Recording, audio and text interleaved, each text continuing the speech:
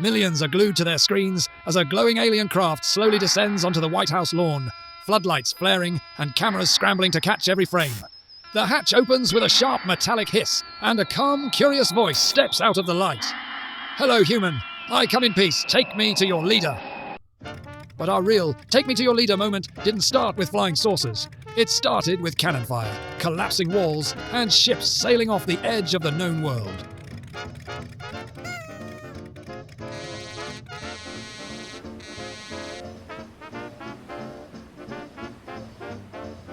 In 1453, as giant Ottoman cannons thundered before the walls of Constantinople, no one realized that it wasn't just an empire collapsing. The old order of trade was falling with it. For centuries, the spices, silk, and wealth of the East had flowed into Europe on caravans crossing deserts and mountains. Now, as Ottoman banners were raised above the ramparts, it was as if someone had hung a huge, closed-in sign over those ancient roads. After Constantinople fell, overland Silk Road trade grew costly and risky, so European kingdoms rushed to find new sea routes to Asia. Voyages that soon carried them straight to the Americas. In the Americas, two great empires ruled the continent: the Aztec Empire in central Mexico and the Inca Empire stretching along the Andes in South America. The Aztecs had a pretty wild legend. Their feathered serpent god, Quetzalcoatl, was said to have once lived among humans, teaching them calendars, farming, and how not to be complete barbarians, before dramatically storming off toward the east, promising he'd come back one day. In some versions, he ties his grand return to a special year in their calendar. One read. Fast forward to 1519, and guess what year it is? Correct. One read year.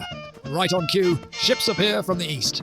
Out step pale, bearded men in shiny metal, carrying thundersticks, riding animal monsters no one has ever seen before. At that point, you can almost forgive an Aztec priest for thinking, wow, the prophecy was right.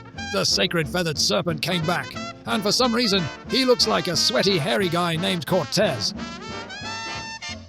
The Inca had their own he'll-be-back story. Their creator god Viracocha, after shaping the world, walked all the way west and vanished into the ocean, with the idea he might return from across the sea. Centuries later, pale, bearded men sail in from that same ocean. Out come pale, bearded men in shining metal. Easy mistake to think. Viracocha? Nope, just Pizarro. Honestly, it's not that crazy. They were welcomed almost like gods. The Spanish walked in covered in glittering metal, swinging steel swords and carrying loud thunder weapons. With all those divine-looking gadgets, they really looked like gods. But their most holy upgrade wasn't the armor, it was the horse. There were no horses in the America. Imagine it. So the first time you see a bearded man in shining metal fused to a giant snorting beast charging straight at you, he doesn't look like a normal soldier at all. He could very easily have been perceived as a mythic, centaur-like monster riding in from another world. I'm not even talking about the gods' great winged ships, huge wooden giants coming from the eastern horizon, white sails spread like holy wings. If you're waiting for gods to return from the east, that looks a little too on-brand. While Cortez was systematically liberating cities, he brought along truly uninvited guests, smallpox and its European disease friends. For the indigenous peoples, they were far more deadly than any sword, cannon, or shiny piece of armor. While they were waiting for a kind creator god to return from the sea, what actually showed up was pretty much death itself. Somewhere along the way, it feels like there was a cosmic delivery error with their sacrifices. Imagine you're level 1, 0-item starter character walking up to a level 50 paladin in full legendary gear and still hoping to win. Pizarro was ridiculously lucky with his timing. He arrived right in the middle of a brutal civil war between two Inca brothers, Atahualpa and Huascar, who had already spent years beating each other, bloody for the throne.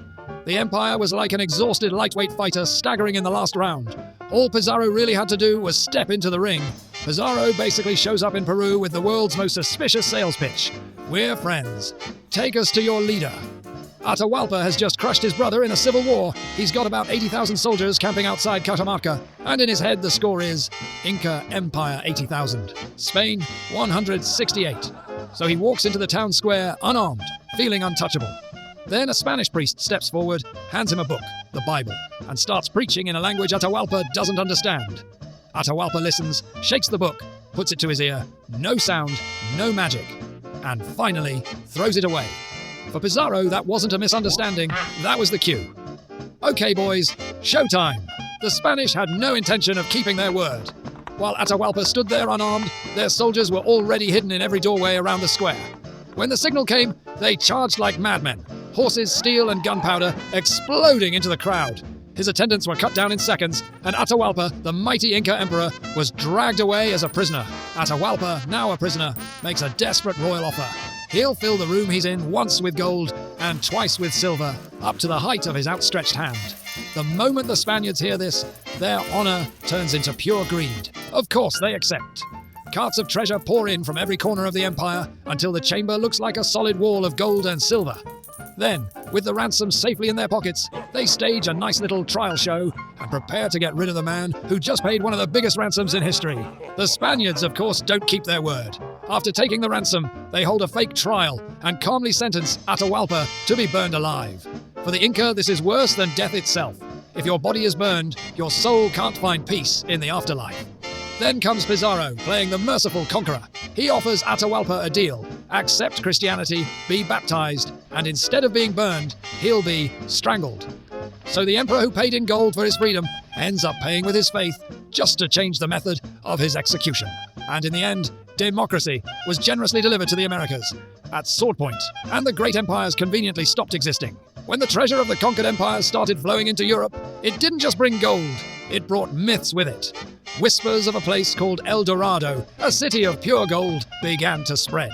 Not just a rich town, but streets glittering with gold dust, walls shining like mirrors, and a king so wealthy he was said to bathe in powdered gold every morning.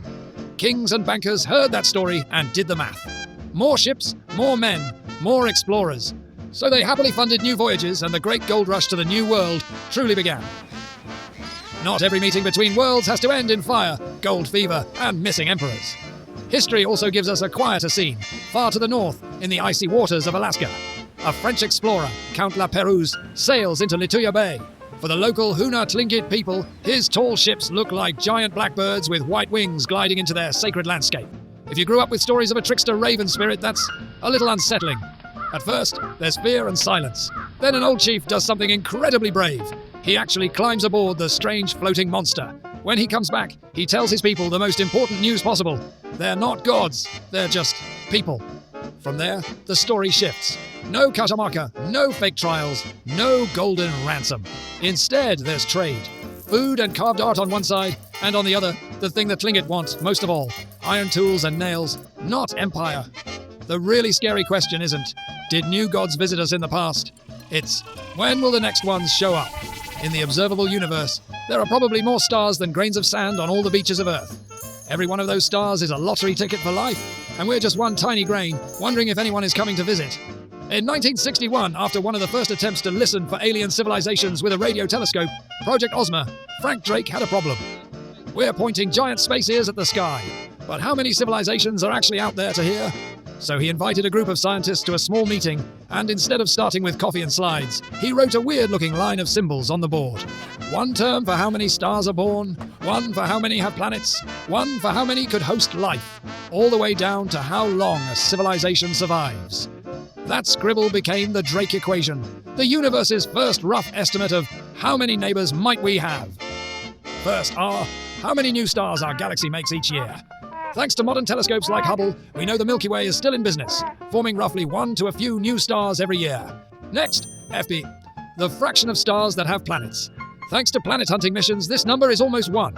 In our galaxy, stars without planets are probably the weird exception. In A, the average number of planets in the just right zone for liquid water in each system. Kepler showed that many stars have at least one world in this Goldilocks zone. FL, the fraction of those just right planets where life actually appears. On Earth, life started very early, hinting good odds, but with only one planet, it's still a guess. Fine.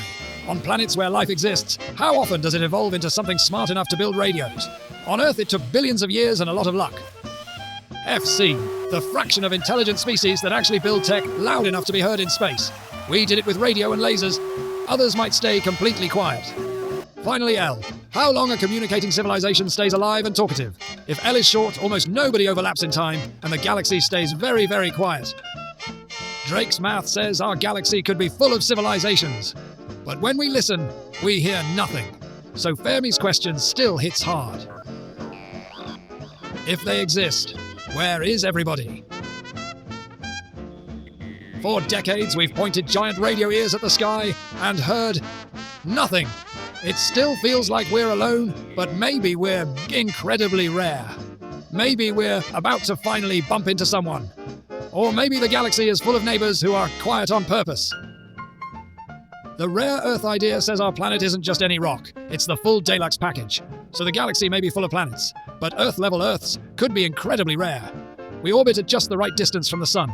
Not too hot, not too cold, in that thin Goldilocks zone where liquid water can last for billions of years. Then there's the moon. Ours is huge compared to Earth, and its gravity helps keep our axis stable, smoothing out seasons so the climate doesn't go wild all the time. And far-out giants like Jupiter act as cosmic bouncers, grabbing or deflecting many comets and asteroids before they hit us. Maybe they are out there and just don't want to talk to us. Maybe there's a galactic federation rule. Do not feed the primitive planet. Who knows? And think about it, we're calling them with radio a tech that might be museum junk to them. For all we know, our hello signals are just background noise they don't even bother to tune in. There's a terrifying answer to, where is everybody? It's called the Great Filter, a really hard level in the game of life that almost nobody clears. Maybe the filter is behind us. Things like life starting at all, complex cells, or brains evolving are so insanely unlikely that we're one of the few winners in the galaxy. If that's true, good news. We already beat the boss fight, but maybe the filter is ahead of us. In that case, the spooky truth isn't no one is out there. It's almost everyone was.